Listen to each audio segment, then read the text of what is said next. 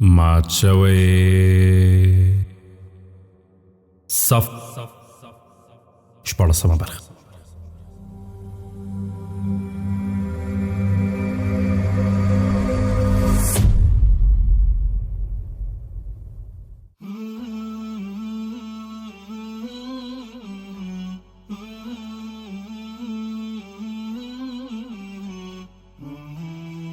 مات شوی صف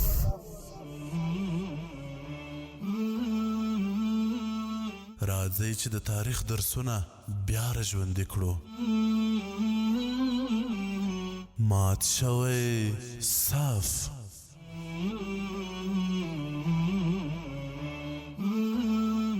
موږ یو ملت وو خو اغیار سره پردي کړو.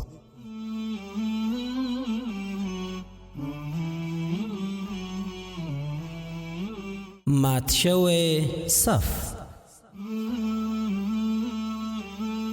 صف مات شو او له هرې درزې نه یې وینه وبهېدله.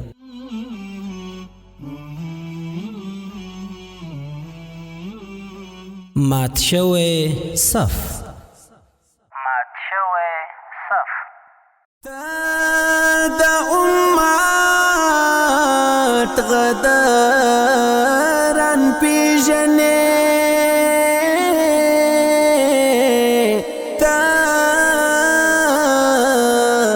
د امت غداران پیژنې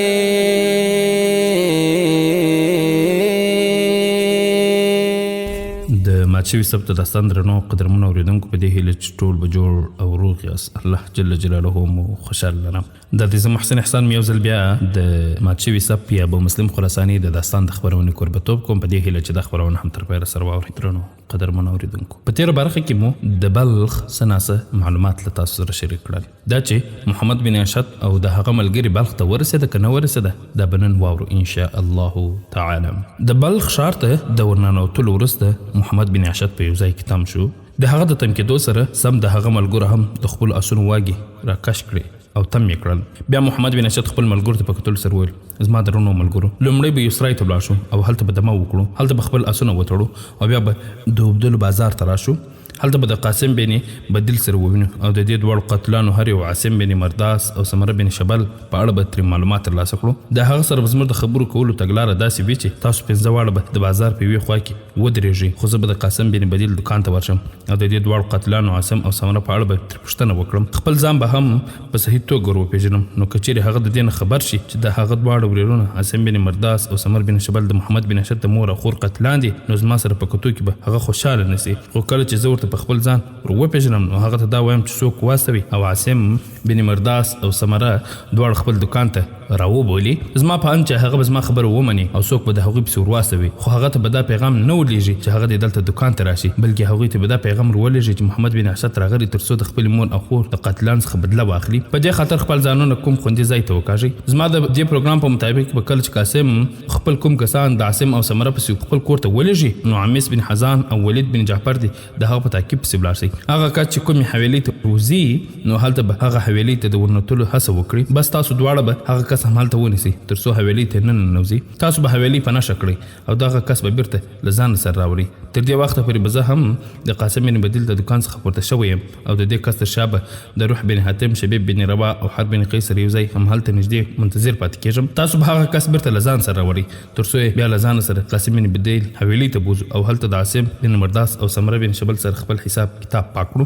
د محمد بن اشد د دې خبرو سره ټول اتفاق وکړ. لومړی ټول سرای ته ولاړل، هلته خوراک او څښاک وکړو، خپل اسونه په خور وتړل او د مایه وکړه او بیا د رخت اوبدلو بازار په لور روان شول. د محمد بن اشد نور ملګري د بازار په یو خوا کې تم شول، خو پخپله محمد بن اشد نیغ د قاسم بن بدیل دکان ته ورغی او دکان ته ورننوت. په دې وخت کې په دکان کې دوه کسان د شیانو په منظمولو اخته وو. دا څرګندېده چې دوی به د مالک ملازمین اوسي. هلته یو بل کس سپین څادر ناست و.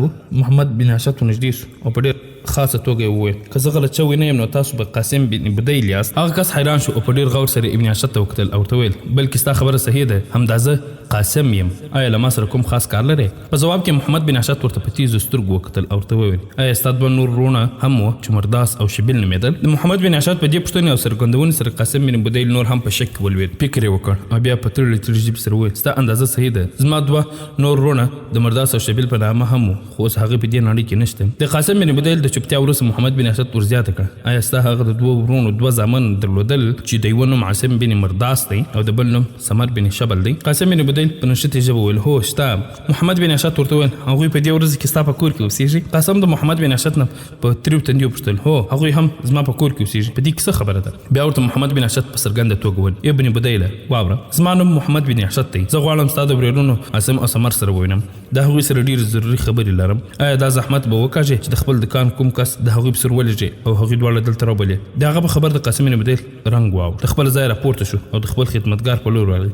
د هغه په غوږ کې څه وویل؟ خادم سم د لاسه پورته شو او ولاړ. قاسم بن بدیل بیرته په خپل ځای ته راستون سو او کښېناست. محمد بن اشعث ته یې مخ کړ او ورته وویل ما ستا د غوښتنې سره سم خو یو کس د هغوی رابللو په سر ولېږم، هغه به عاصم او سمره دواړه له ځانه سره دلته دکان ته راولي. تر دې وخته پورې د ابن بدیل ملازم د دکان څخه ووت او د بازار بل اړخ ته ولاړ. عمیس بن حزام او ولید بن جعفر په ډېر احتیاط سره د هغه کس تر شا ولاړل، خو د محمد بن اشعث نور درې ملګري هم هلته ولاړ پاتې شول. په دې وخت کې محمد بن اشعث قاسم بدیل ته مخ کړ او ته وویل زه په بازار کې لږ وګرځېږم، زما لږ سخت کار دی، که چیرې زما په نشتن کې عاصم او سمره دلته راغلل نو ما تر راتلو یې وځنډوه، زه به همدلته ستا په دکان کې ورسره خبرې وکړم. په دې توګه محمد بن اشعث د ابن بدیل د ځواب اخیستو پرته د هغه د دکان څخه ووت او په هغه ځای کې ودرېد چیرې چې روح بن حاتم او شبیب بن رواح او حرب بن قیس لا د مخه ولاړ. دومره وخت لا نه و تېر شوی چې عمیس او ولید دواړه بیرته راستانه شول. د هغوی سره د ابن بدیل له اړخه لېږل شوي قاصد هم معلوم و. د رانږدې کېدو سره سم عمیس محمد بن اشعث ته مخ کړ او ورته وویل دا کس چې کله د دکان څخه ووت نو یوې محلې ته لاړ، موږ په تعقب لاړو خو دا مو په ځان خبر نه کړ. هلته د یوې حویلۍ تر مخ ودرېد، د حویلۍ دروازه یې ور وټکوله چې موږ ونیوه او له ځان سره مو ستاسو مخې ته راوست. محمد بن اشعث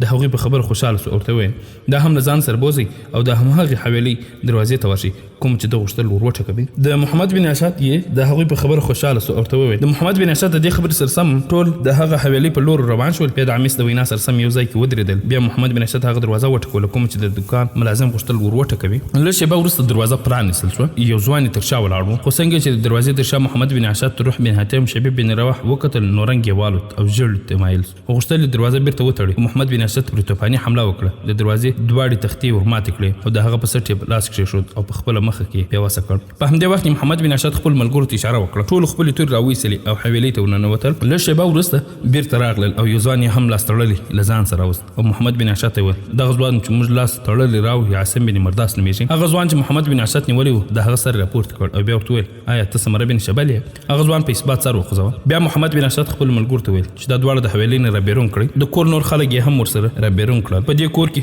ښځې او کوچنیان هم شامل وو، ټول یې ودرول.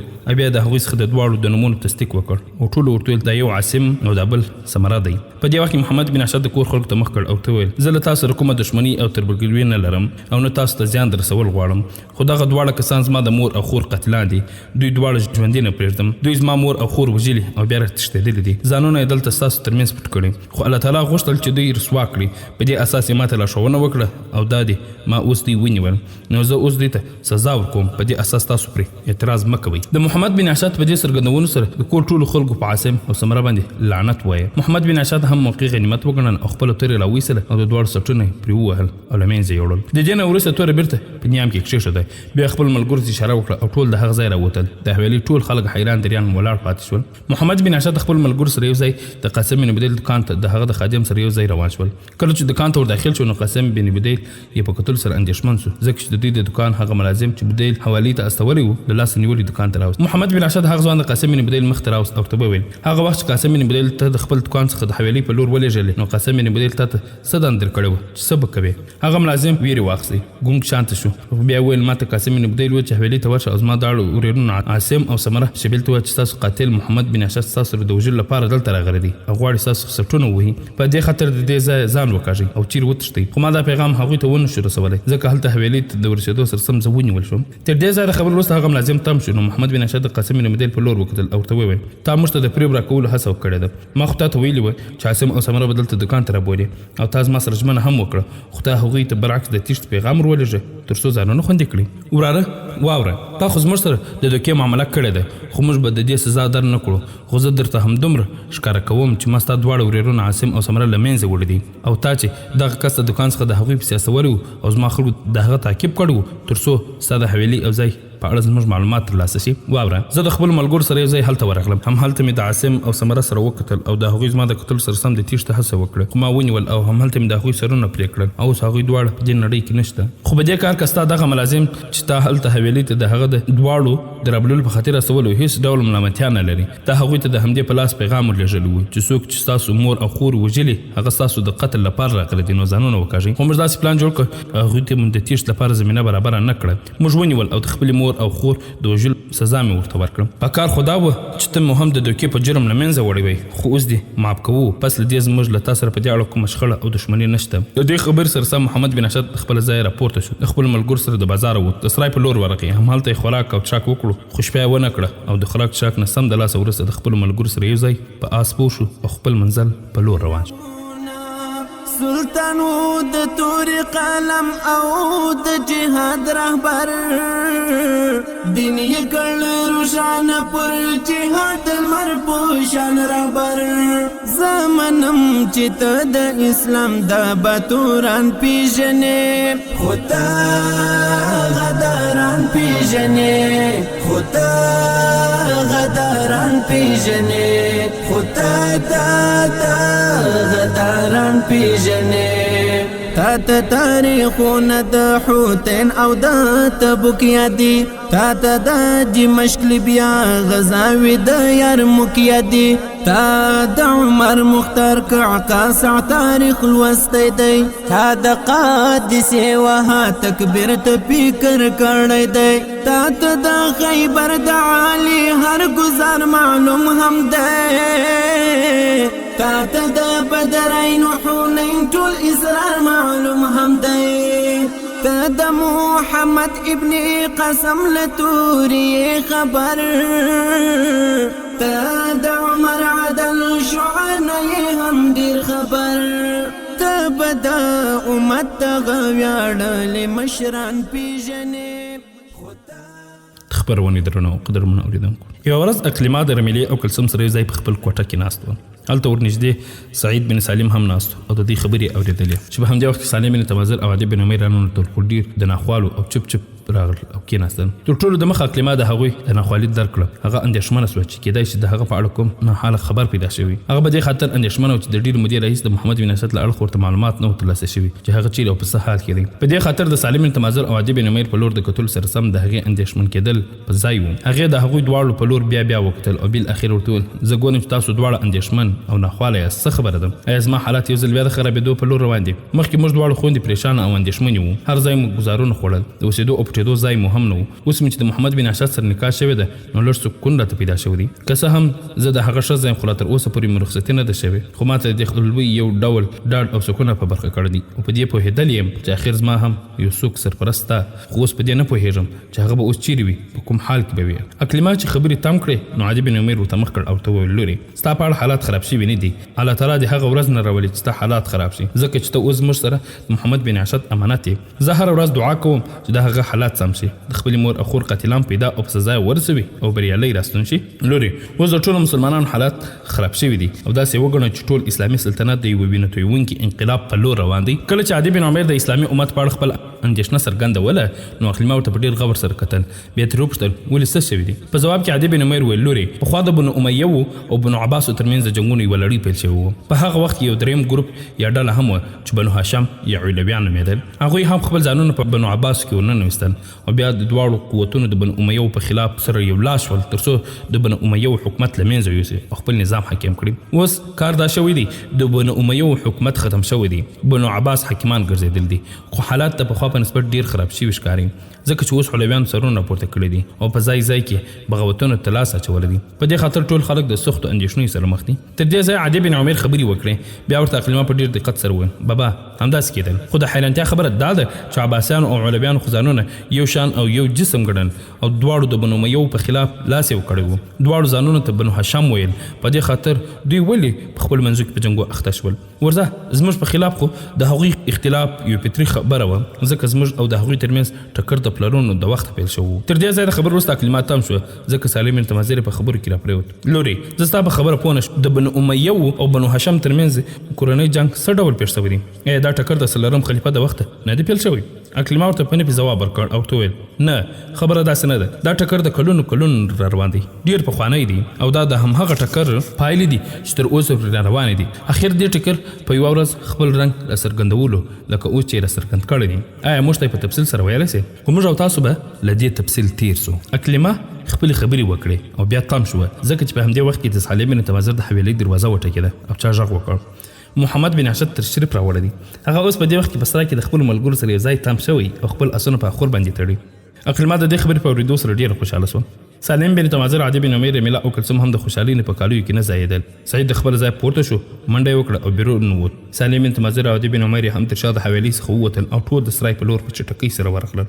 دومره وخت لا نه و تیر شوی چې محمد بن اشد د سالم بن تمازر او عدي بن عمیر سره یو ځای حویلۍ ته ورننوت. اکلیما، رمیله او کلثوم یې په پر خوشحالۍ سره ښه راغلاست وکړ. کله چې ټول په میلمستون کې کېناستل نو د خبرو پیل اکلیما وکړ او د محمد بن اشد په لور یې د کتلو سره سم ویل. د مور او خور قتلان سره څه وکړل؟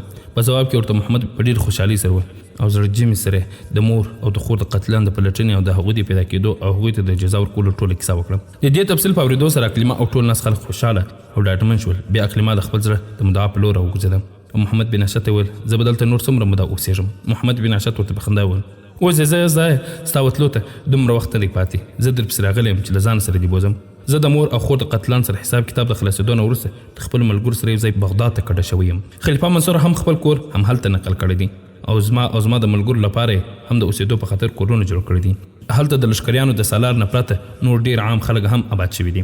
تر دې ځایه د خبرو کولو وروسته محمد بن اشد خبرې وځنډولې، ځکه د هغه په خبرو کې سالم بن تمازر راپرېوت او ترې وپوښتل زویه د دې نوي دارالحکومت د جوړولو لپاره اړتیا څه وه؟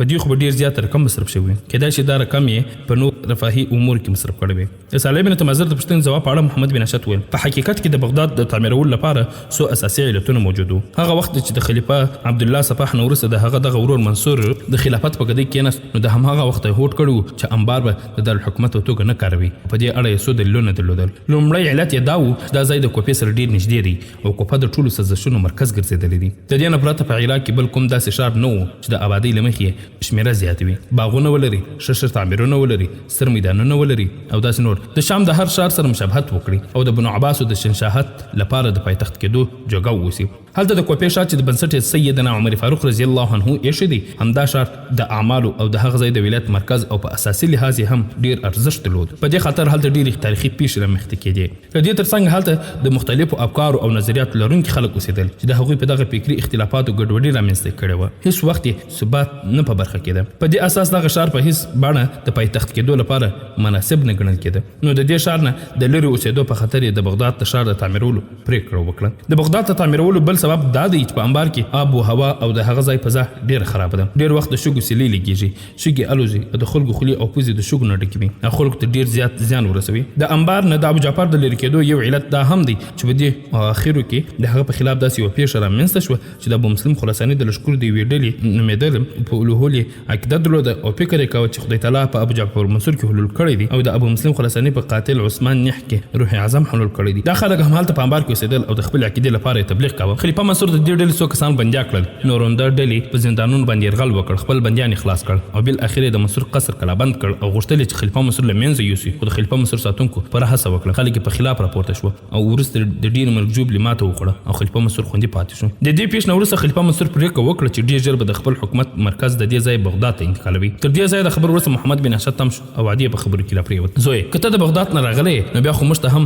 د بغداد په اړه لږ څه معلومات راکړه. محمد بن اشد ورته په خندا شو او ته وویل دا ښار د تېرو 5 کالو راهیسې د تعمیر لاندې دی. په دې ټوله اوږده موده کې د هر کار فنکار او هنرمند د دې ښار په تعمیراتو کې د خپلو فنونو او فنکاریو څرګندونه کړې ده. دا خلک د سلطنت د مختلفو ولایاتو او لرې لرې سیمو څخه دلته راوړل شوي دي تر څو د دې نوي مرکز د جوړښت په ښایست کې خپل رول ولوبوي.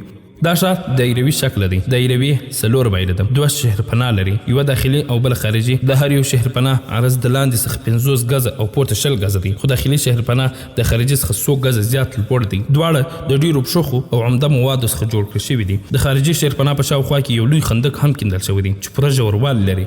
دا خندق د اوبو نه ډک دی. د خندق د پاسه ګڼ شمېر پلونه جوړ کړل شوي دي تر څو د سختیو په وخت کې دا پلونه استعمال کړل شي. تر څنګ دا پلونه داسې جوړ کړل شوي دي چې د خطر په وخت کې په اسانۍ سره پورته کېدلی شي او یا ماتېدلی شي. تر دې ځایه محمد بن عشد خبره وکړه، بیا یې غاړه پاکه کړه او بیا خپلې خبرې ته دوام ورکړ. د شهرپناه په هر دیوال باندې تر 200 پورې لوړ برجونه جوړ کړل شوي دي. دا برجونه د عسکري اهمیت له نظره ترتیب او جوړ کړي دي. که چیرې کله هم دښمن په بغداد باندې حمله وکړي او یا هم کله بند کړي نو د دې برجونو په ګټه اخیستو سره پرې حمله کېدای شي. تر 4 برجونو ترمنځ داسې لارې جوړې کړل شوي دي چې اسپاره پرې اسانه سره نقل او حرکت کولی شي. ښار 4 دروازې لري. لومړی د خراسان دروازه ده چې د دجلې د سیند په لور خلاصیږي. د دې دروازې ته باب الدوله هم وایي. دوهمه د بصرې دروازه ده چې مخې د جنوب لوري ته ده، ترڅنګ یو کانال هم بهیږي او اوبه د دجلې په سیند کې پرېوځي. درېیمه د کوفې دروازه ده چې مخې د لویدیځ په لور، او څلورمه د شام دروازه ده چې مخې د لویدیځ لوري ته جوړه کړل شوې ده. د دې 4 واړو دروازو ته کوم پاکټونه راوړي دي هغه هم د تاریخي اهمیت لرونکي دي، ځکه دا پاکټونه په خوانیو زمانو کې د همدې ښارونو د دروازو ته لګېدلي وو.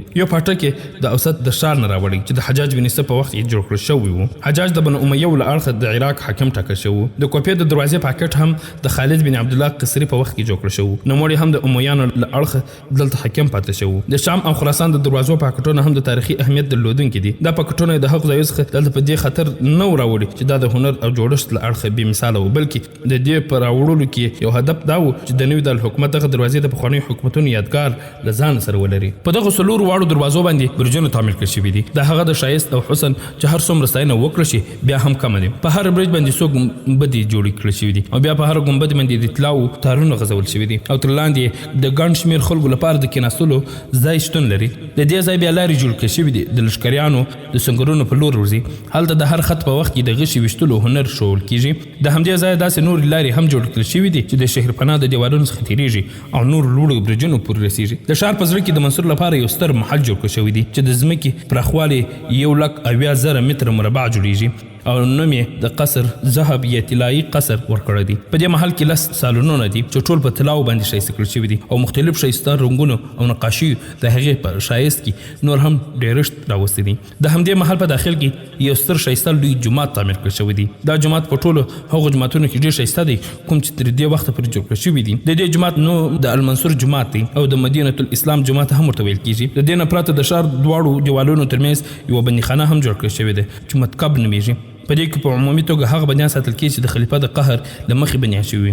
د بغداد ښار دننه په 4 برخو ویشل شوی دی. هره برخه د خپلې پراختیا له مخې برابره ویشل شوې ده. دوی ترمنځ 4 لوی لارې زېږېدلې دي چې هر یوه یې پراخوالی 40 غزه دی. بیا دا لارې د یوه لوی میدان تر څنګ د یو بل سره یو ځای کېږي. د همدوی ترمنځ خلیفه منصور د ذهب قصر، د خلیفه منصور جومات او نور ښایسته تعمیرونه پراته دي. په دغه 4 سیمو کې د عباسي عمراو د مملکت د رساو د لشکر د سالارانو کورونه او حویلۍ په ډېرې ښکلې توګه جوړ کړل شوي دي. د دې حویلۍ او کورونو باغونه د قوس په څېر ټول شوي دي او د ټولو مخ د ذهب د قصر او د منصور د جومات په لور ګرځول شوي دي. په هر محله کې بازارونه جوړ کړل شوي دي چې د ژوندانه د ټولو اړتیاو سامانونه او وسایل پراخه پیدا کېږي. څرنګه چې په دې بازارونو کې مختلف ډول تګ راتګ کوي او ډېر زیات شور او غوغا پکې وي، نو په دې خاطر منصور دغه بازارونه د دې سیمې څخه لږ لرې سیمې ته د ښار نه لږ څه لرې او د کرخ محل ته منتقل کړي دي. دا رقم یې نور ډېر د بغداد صفتونه وړاندې کړه چې موږ تر هغو تېرېږو. د محمد بن عشد د خبرو د خلاصېدو وروسته ورته عدي بن عمیر په ډېرې اندېښنې سره وویل: زویه، د اقلیما سره ستا نکاح شوی دی، بېشکه چې رخصتي نه ده شوې، خو هغه ستا ښځه ده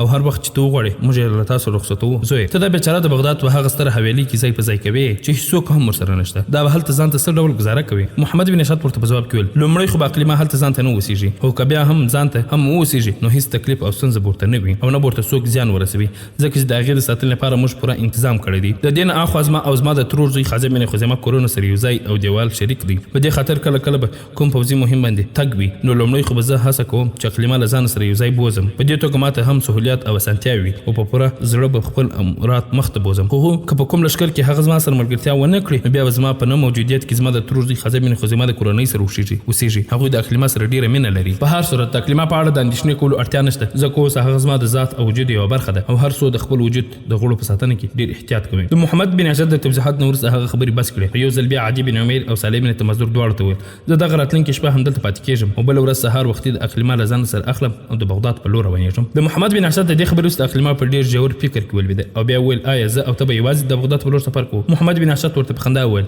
آیا موږ دواړه هسې کوچنیان یو چې د بغداد په لور سفر کول نه ویره لرو؟ اقلیما ورته په منفي توګه سر خوځوي. نه زما مقصد دا نه و. په حقیقت کې هغه خلک چې زما د لټون پسې راوتلي وو ستا په لاسو د هغوی وژل او بیا کوم خلکو چې ستا مور او خور وژلي وو د هغوی څخه ستا بدله اخیستل دا ټول د دې معنا لري چې ډېر زیات خلک به ستا په خلاف وي. په دې خاطر د بغداد په لور د سفر کولو په وخت کې که داسې خلک زموږ مخې ته راشي موږ دواړو ته به ډېر زیات زیان ورسوي. د اقلیما په دې خبرو محمد بن عشد یو ځل بیا ورته مسکی شو او ورته ویل هېڅ به هم نه پېښېږي. د دې نه مخته هم ته له ما سره د جورجیا څخه تر دجلې پورې او بیا د دجلې څخه تر جارجیا پورې سفرونه کړي دي. څو ځایه د دشمن پر موږ حملې کړي دي. آیا هغوی موږ ته کوم زیان را رسولی دی؟ په ځواب کې ورته اقلیما څه ونه ویل او خپل سر په نفي توګه وخوځاوه. په دې وخت کې ورته محمد بن عشد یو ځل بیا ویل دا ځل هم ډاډه اوسه هېڅوک به هم زموږ په لور په کږو سترګو ونه ګوري هېڅوک به موږ ته زیان را ونه رسوي او موږ به په خیر او عافیت سره د بغداد په لور ځانونه رسوو. د محمد بن عشد د چوپتیا وروسته اقلیما ورته یو ځل بیا په پوره اندېښنې سره ویل زه به هلته په بغداد کې هغومره لوی حویلۍ کې څه ډول په ځان ته ژوند کوم او ته پوهېږې د دې نه مخه ستا مور او خور دواړې د دشمنانو په لاسو وژل سوي دي نو هلته به زما ځان ته اوسېدل خطره ډک نه وي. ښکاره ده چې ته به په خپل پوځي دندو کې مصروف اوسې او زه به هلته تنها او یوازې اوسېږم. زه خو به د ځانه اوسېدو په ویره کې په خپل ځان له لاسه ورکړم. اقلیما خبره خلاص کړه. محمد بن عشد ورته په کرار پر سر لاس کېښود او ورته وویل اقلیما ته اوس ما ښځه یم هر څه چې کېدل هغه وشول. زما مور او خور یې دوکه وژلي دي ځکه ما هېڅ هیله نه درلوده چې دښمن به تر دې ځایه پورې هم لاس غوي. لومړی دا چې ما د هغې ټولو سره حساب خلاص کړی دی خو که چیرې کوم یو پاته هم وي نو هغه به بیا تا پورې نشي رسېدلی. تر هغو چې ته ویرېږې په حویلۍ کې به ځان ته اوسېږې نو په دې اړه هم هېڅ اندېښنه مه کوه. دویم دا چې زه هڅه کوم چې په هر پوځي مهم کې تا له ځان سره یو ځای بوځم خو که چیرې کله هم داسې پېښ شول چې هلته په کور کې ځان ته پاتې کېږي بیا به هم ته ځان ته نه اوسېږي له تا سره به نور څلور کسان هلته په حویلۍ کې اوسېږي او د دې نه پرته به د حویلۍ د ساتنې لپاره خاص انتظام شوی وي. په دې خاطر د خطر له اړخه اندېښنه مه کوه او په یوازیتوب په اړه تشویش مه لره. زما سره به هلته دغه څلور اوسېدونکي کسان څوک وي او د کوم ځای به وي؟ اقلیما ترې وپوښتل. زه یې اوس درته نشم ښوولی چې هغه څلور کسان چې هلته به له تا سره په حویلۍ کې اوسېږي هغه څوک دي خو زه درته ډاډ در کوم چې کله ته هغوی تر منځ اوسېږي نو بالکل به ډاډمنه او مطمئنه اوسې. آیا دا څلور واړه کسان د خازیمیر خزیمه د کورنۍ غړي دي؟ په ځواب کې ورته محمد بن عشد په خوشحاله ډول وویل نه د خازیمیر خزیمه کور زما د کور تر څنګ دی هغه به زموږ د ګاونډي په څېر زموږ سره اوسېږي او ستا به ځانګړی خیال ساتي. خو هغه خلک چې له تا سره په حویلۍ کې اوسېږي داسې یې وګڼه چې ستا خپلوان دي او زما په نسبت تا ته ډېر نږدې دي. په ځواب کې اقلیما ورته سر وخوځه ورته وویل دا خو زه په عجبه کشمکش کې اچولی یم خو راته ووایه هغه څوک دي؟ محمد بن عشد ورته وویل اوس درته په دې اړه څه نه وایم. کله چې بغداد ته ورسېږو او په خپلو سترګو ووینې نو مطمئنه به شې چې زما په رښتینې توګه په بغداد کې ستا د خوندي اوسېدو لپاره سهولتونه تیار کړي دي. د محمد بن عشد په خبرو اقلیما تر یوه ځایه ډاډمنه شوه او بیا ورته عدي بن عمیر وویل زویه تا چې هلته په بغداد کې د اقلیما د خوندي ساتلو لپاره کوم انتظام کړی دی نو د هغې په اړه خو زه ستا سره ډېره مننه کوم ځکه په دې توګه به اقلیما ستا د ښځې په څېر ډاډمنه توګه خپل ژوند دوام ورکړی. زویه هغه به له سالم بن تمازر په کور کې هرومرو خوشحالوي او اوس خو خلک هم همداسې فکر کوي چې سالم بن تمازر درې لوڼې وي یوه یې مړه شوې ده او دوه یې پاتې دي خو ښځه د خپل مېړه سره ډېره زیاته خوشحالوي. که چیرې اقلیما له تا سره خوشحاله وي نو دا نه یوازې زما بلکې د سالم بن تمازر خوشحالي هم وګڼه. په دې وخت کې رمیلې او کلثوم دواړو مور او لور یو بل ته اشاره وکړه پورته شوې او وویل چې موږ به تاسو ته خوراک څښاک تیار کړو.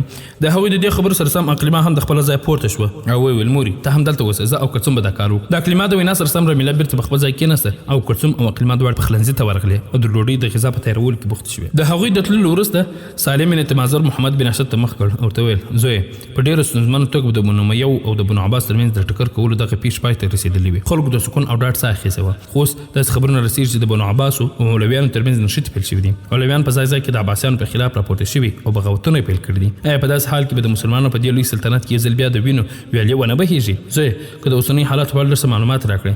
د هغه په ځواب کې محمد بن عشد په ډېره غمګینه توګه د عباسیانو او علویانو ترمنځ د ټکر کولو تفصیلات بیان کړل. محمد بن عشد یوازې یوه شېبه هلته د اقلیما سره پاتې شو او وروسته بیا میړه او ښځه دواړه د بغداد په لور رهي شول. په دې سفر کې د محمد بن عشد سره د هغه ملګري سالاران هم یو ځای ول.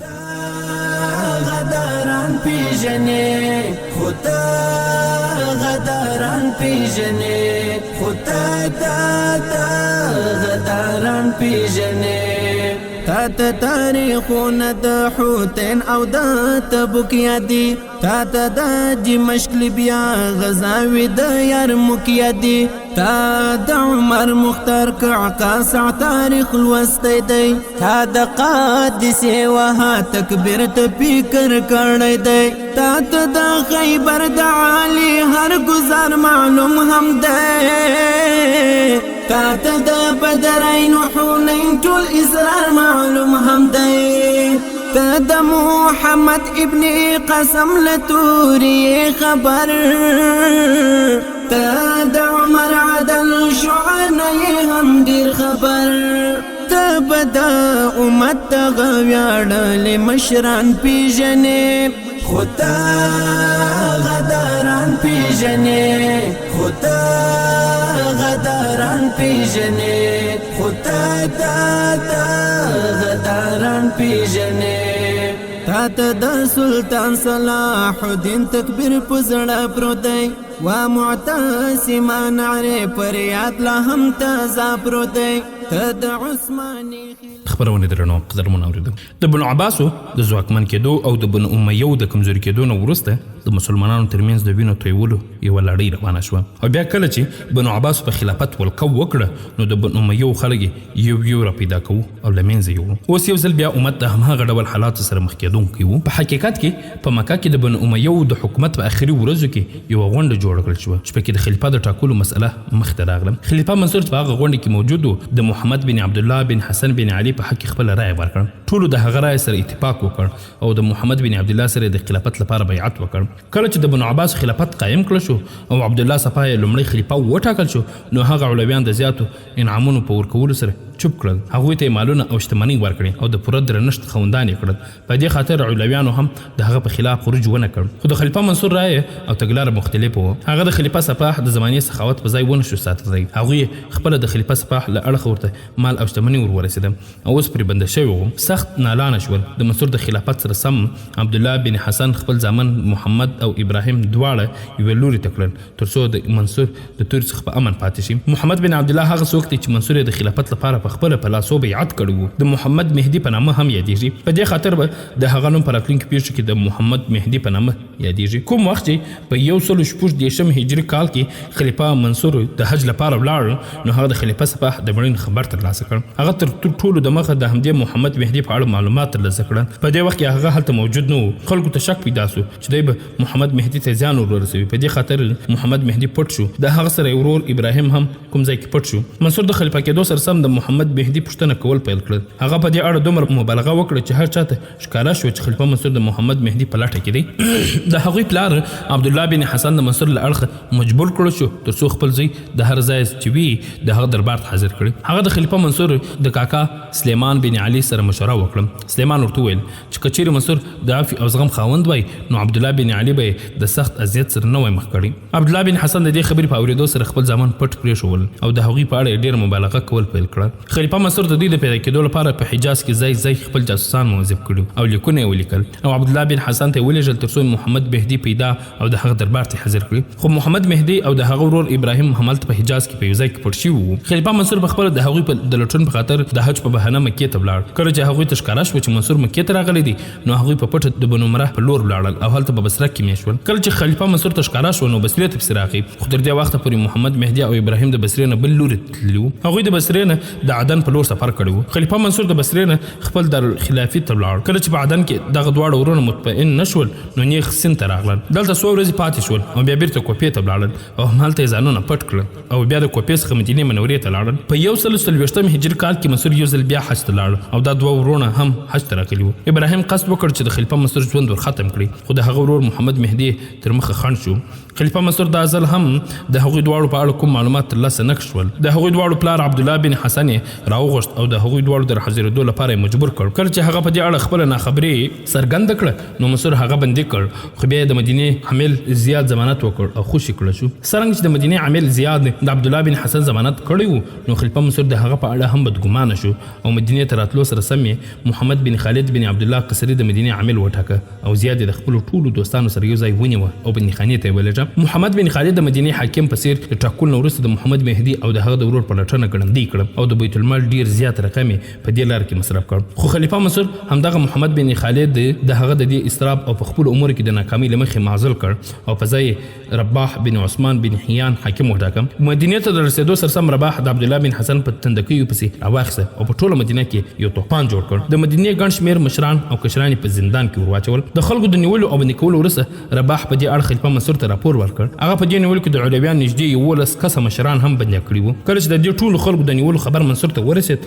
نو هغه ورته بیرته ولیکل چې د دې خلکو سره یو ځای محمد بن عبد الله بن عمر بن عثمان بن عفان هم ونیسه او بندي کړه، ځکه د او د عبد الله بن حسن دواړه مور یې وده دواړه د فاطمه بنت حسین زامن دي. رباح د منصور حکم عملی کړ او محمد بن عبد الله بن عمر هم ونیوه او بندي کړ. په همدې ورځ کې د مصر والی علي بن محمد بن عبد الله بن حسن بن علي ونیوه او د خلیفہ منصور دربار ته راولېږه. دغه کس خپل پلار له اړخ د علویانو په لور هلته دعوت او تبلیغ کاوه. هغه خلک چې رباح نیولي او بندي کړي هغوی تر 144 هجري کال د اخري شپو پورې په مدینه کې بندیان وو. خلیفہ منصور د محمد مهدي او د هغه د ورور ابراهیم د لټون څخه خلاص نه اخیست. په دې وختو کې دواړه ورونه د حجاز د قبایلو چې نه پیژندل شو ځایو کې پټ شو او ژر خپل ځانونه بدلول. سیدنا حسن بن علي رضی الله عنهم په اولاده کې داسې څوک نه وو چې بندي شوی نه وي او یا د خپل ځان د خوندي ساتلو په خاطر په کوم ځای کې پټ شوی نه وي. په 144 هجري کال د ذوالحجې په میاشت کې خلیفہ منصور حج ته لاړ او محمد بن عمران بن ابراهیم بن طلحه او مالک بن انس ته دا پیغام ورکړ او بن خانې ته ولېږه چې د محمد بن ابراهیم دواړه ورونه موږ ته راوسپاري. هغوی دواړه ورور عبد الله بن حسن د هغه دواړو ځایږي څخه بې خبري وشوله او په خپله یې وغوښتل چې څو دربار کې د خلیفہ منصور مخې ته حاضر شي. خو منصور ویل تر هغو چې خپل دواړه زامن دلته حاضر نه کړي زه ورسره ونه وینم. کله چې خلیفہ منصور د حج نه راستون شو او د عراق په لور لاړ نو رباح ته حکم وکړ چې دا بندیان دلته عراق ته راولېږي. رباح هم دا بندیان د مدخانې څخه راویستل او د کجاوي پرته په لوس کېنول او د ساتونکو د ډلې سره یو ځای عراق ته راولېږل. په لار کې دواړه ورونه محمد او ابراهیم د کلیوالو په کالیو کې د خپل پلار سره ملاقات شول او د هغوی څخه د بنو عباس په خلاف د خروج کولو اجازه وغوښتله. خو پلار عبد الله بن حسن ورته د صبر کولو او عاجلینه د کار د نه اخیستلو نصیحت وکړ. کله چې دا بندیان د منصور دربار ته ورسېدل نو خلیفہ منصور محمد بن عبد الله خپل ځان ته راوبله او سختې ناخوالې ورته وویلې او بیا په لوشتو باندې سخت ووهم. محمد بن عبد الله په دې خاطر د خلیفہ منصور دښمن و چې د شام خلک د هغه غوښتونکي او په شام کې ډیر زیات اغیز درلود. عراق ته د دې بندیانو د راوستلو وروسته محمد مهدي خپل ورور ابراهیم عراق او خراسان ته ولېږه تر څو هلته خلکو ته بلنه ورکړي او خلک د عباسیانو په خلاف راپورته کېدو ته وهڅوي او د علویانو لپاره زمینه برابره کړي. په خپله محمد مهدي هم هلته په حجاز کې پاتې شو او خلیفہ منصور هم په همدې متقین و چې محمد مهدي همدلته په حجاز کې چیرې پټ شوی دی. د هغه د تکتیکونو په ډله کې د مهدي د نیولو لپاره خلیفہ منصور تر لاس لاندې نیولی و. یو دا هم چې د محمد مهدي په نامه لیکونه ولیکل شي او په مدینه کې داسې خلکو ته واستوي په هغوی دا شک کاوه چې دوی د مهدي ملاتړي دي او د هغه د حالات څخه خبره دي. په دې لیکونو کې د خپل ملاتړ څرنګوالي د منصور د خرابېدو او بدیو یادونه کېده او د هغه په خلاف د خروج لپاره ترغیب ورکول کېده. د دې کار نه د منصور مقصد دا و چې په یوه توګه د هغه جاسوسان تر مهدي پر ورسېږي او هغه ونیسي. که څه هم هغه دا مقصد ترلاسه نه شو کړی خو مهدي ته دا خبر هغه د دوستانو او ملاتړو له اړخه ورورسېد. په دې اساس مهدي د خپل ملاتړ په اړه په غلط فهمۍ کې پرېوت او د خپل ډلې اندازه د حقیقت په خلاف ډیره وګڼله. د بل اړخه د هغه ورور ابراهیم بصرې، کرمان، اصفهان، خراسان، موصل او شام او داسې نور ځایو ته سفرونه جاري وساتل. په دې ټولو ځایو کې خپل نقیبان او داعیان وټاکل. ترڅنګ د خلیفہ منصور په دارالخلافه کې هم خپل ملاتړي پیدا کړل. محمد مهدي او ورور ابراهیم تر ډیره پورې د خلیفہ منصور لاسو ته ورنه رغلل. بالاخره ابعون چې په 142 هجري کال کې د خراسان حاکم و منصور یو لیکلی سند ولېږه او ورته یې لیکلي و چې په خراسان کې د هغه په خلاف سخت سازش روان دی او د خراسان ټول خلک د مهدي د خروج لپاره انتظار باسي. خلیفہ منصور د دې لیک د لوستلو سره سم محمد بن عبد الله بن عمر بن عثمان بن عفان د زندان څخه راوغوښت او جلا ته یې ورحواله کړ. د هغه سر یې پرې کړ او خراسان ته یې ولېږه. د دې سره داسې کسان هم ورولېږه چې هر ځای به یې سوګند یادوه چې دا سر د محمد بن عبد الله بن حسن دی چې نیا یې فاطمه رضی الله عنهما بنت رسول الله صلی الله علیه وسلم ده. په دې توګه یې د خراسان خلکو ته پرېب ورکړ چې محمد مهدي وژل شوی دی او دا هم د هماغه سر دی. بیا خلیفہ منصور ابراهیم بن حسن ونیولو، هر ډول سزاګانې ورکړې. د هغه وروسته عبد الله بن حسن بن علي او عباس بن علي هم وژل. بیا ابراهیم بن حسن بن علي ته سختې سزاګانې ورکړې او د سزا نه وروسته یې وواژه. د خلیفہ منصور دغه ظلم، شقاوت او بېدردي د حیرانتیا وړ وه. بني امیه د علویانو سره هیڅ ډول خواخوږي او یا خپلوي نه درلوده ځکه علویانو د بنو امیه سره سخت مخالفت کړی او بیا د هغوی په خلاف تورې راویستلې. خو د بنو عباس په خلاف یې لا تر اوسه پورې کومه عملي څرګندونه نه وه کړې. د دې خبرې څخه دا هم ښکاره کېږي چې بنو امیه هیڅ علوي یوازې د شک په نامه نه دی نیولی او نه یې د هغه کوم کس په شک او شبه باندې وژلی دی. د هغوی په لاسو یوازې هغه علویان وژل شوي چې د جنګ په ډګر کې د جنګ په وخت کې وژلي دي. خو منصور بالکل بیګانه علویان په ډېرې بې دردۍ او قساوت سره وژل. د منصور دا قتل جرم او ګناه د تاریخ پوهانو په لیکونو کې د یزید بن معاویه په لاسو د سیدنا حسین رضی الله عنه د وژلو په څیر ثبت شوي دي. شاید چې د همدې نوم په دنیا وي، د همدې دنیا په هوس کې انسان دومره ړوند او کوڼ شي چې هر یوه ناروا او ظالمانه کردار د خپل ځان لپاره روا ګڼي. محمد بن اشعث او اقلیمه یوه ورځ دواړه په خپلو اسونو سپاره د بغداد ښار ته راننوتل. د نن ورځې د خپرونې پای. شور د جذبو جوړ که پیمال شوی معظمت دی، پاڅه تورې وشرنګه و ننګ ته ضرورت دی. حسب د ننګ بیرغ که د سعید بن خالد غوندې، ځان قربان کړه ته هم د امت د هر شهید غوندې.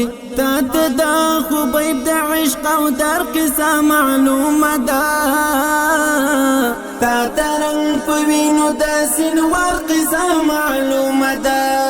نوم د ملا عمر منصور جلال ته اورېدلی دی، تاریخ غزنوي میرویس ابدال دې هم لوستلی دی، تاریخ غزنوي میرویس ابدال دې هم لوستلی دی. ویان د تاریخونو د محسن احسان پیژنې، ویان د تاریخونو د محسن احسان پیژنې. خو تا غداران پیژنې، خو تا غداران پیژنې، خو تا غداران پیژنې، خو تا غداران پیژنې، خو تا غداران پیژنې، خو تا